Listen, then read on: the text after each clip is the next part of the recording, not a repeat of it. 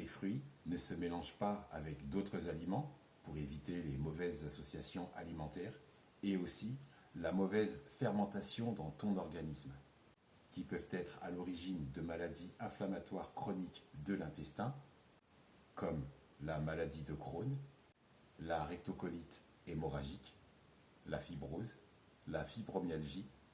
Aussi, quand tu aimes mélanger des produits laitiers avec des aliments à base de blé ou de maïs, des levures, de la caféine, avec par exemple des agrumes en fin de repas.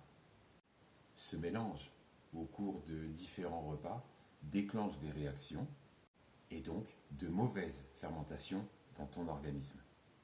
Ça pourrit à l'intérieur, ce qui explique pourquoi certaines personnes contractent une cirrhose même si elles n'ont jamais bu une seule goutte d'alcool. Mélanger des protéines, des glucides, des laitages et des fruits sur un même repas peut faire d'énormes dégâts. Quel est le temps de digestion des fruits?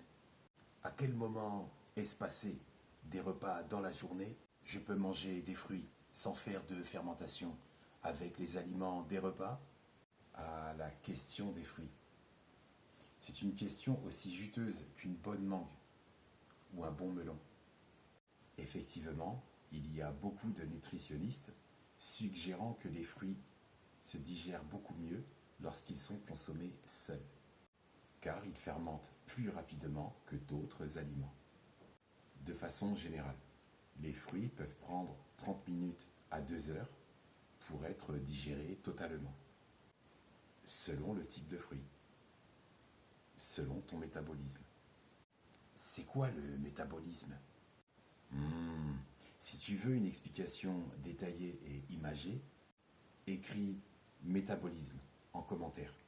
Une vidéo y sera consacrée.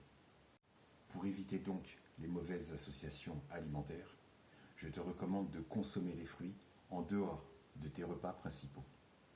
Tu peux, par exemple, les consommer le matin à jeun ou en collation l'après-midi, loin de tes repas les plus copieux.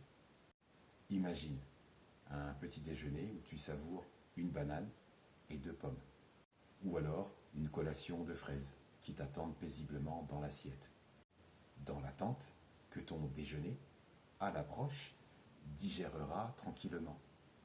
Pour faire simple, laisse un espace de 1 à 2 heures entre tes repas et tes fruits, pour éviter que ton estomac ne se transforme en boîte de nuit, en discothèque de fermentation. Bien espacés entre les repas, tes fruits préférés danseront au rythme de ta digestion naturelle. N'oublie pas, chaque corps est unique, donc écoute le tien et ajuste selon ce qui te fait sentir le mieux. Bonne dégustation et amuse-toi bien avec tes fruits.